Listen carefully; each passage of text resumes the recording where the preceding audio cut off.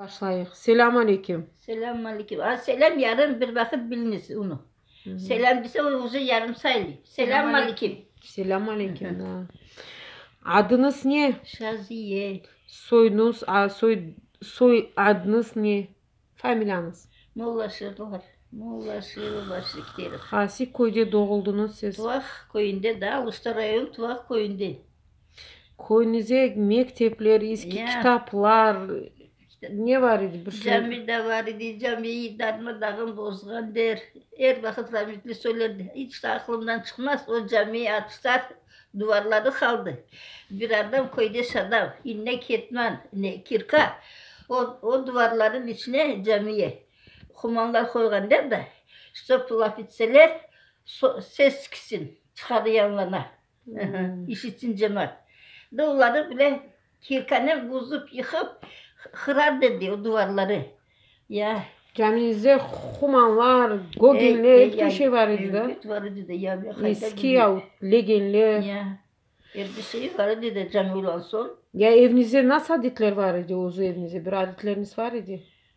Aklımda. İki kat evlerimiz vardı bizim tenekeli saraylardı. O evlerimiz duruydu. Kaç yıl evvelsi bozdular. Şimdi birkaç şimdi donmuştu. 5'er kattı, 4'er kattı. Kelin kövler, ana babalar, hudalarınız dua yapıp, kuanıp, adetler, toylar idi, koyunuza var idi bu işler? Yok idi, yok idi. Evvelden bile toylar yok idi. Toylar kıştan kışa yaparlar, evin içine yaparlar, işte donatır dediğin gibi karılar bir evde, adamlar bir evde öyleydi. Şimdiki gibi toy yoksa çalgı çağırak yok idi evvelden. Tayfalarda bala çağa çok idi, hartlar var idi. Hartanam vardı, amfibiyem vardı. Bu amfibiyem dediğim babamın avlasıydı, evlerde olmadı. Babam aldı, anamlar bakardı. Amfibiyem. Bizde 5 siniydik. 2 ağam rahmetli oldu. Bir ağam suçluğuna gitti.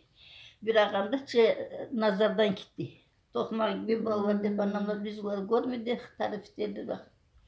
Ondan sonra kalan 27 senesi ağam var idi. Kereçişlefininin, Ayder'in. Ballarga ad koymaya adet var idi da ballara. Anca var idi da ya yok idi. Bunda babam 89 yaşına geçindi kaynatam. Bütün oğlalı kullar iterimde. Karamursalar ne sizin koydeşlerini birkaçını setmemetin işçiler. Eskiden bakşan nasıl bayramlar var idi dadağın Şahz abla? Bayramı nasıl yok? Uraza bayramı, Kurban bayramı, başka bayram yok idi. O şimdi işte her ay bayram yaparlar.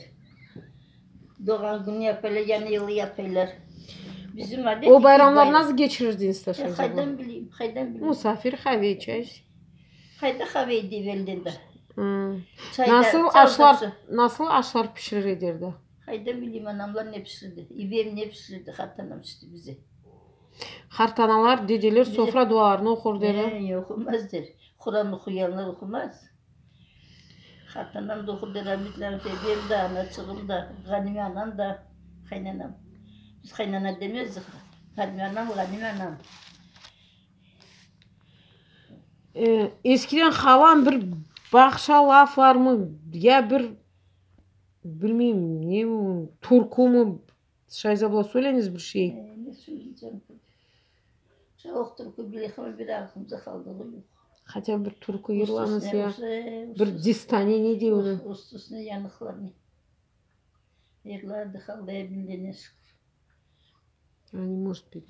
Tuvaklar ne kuşkusuller birinci yeri alır der. Turku der.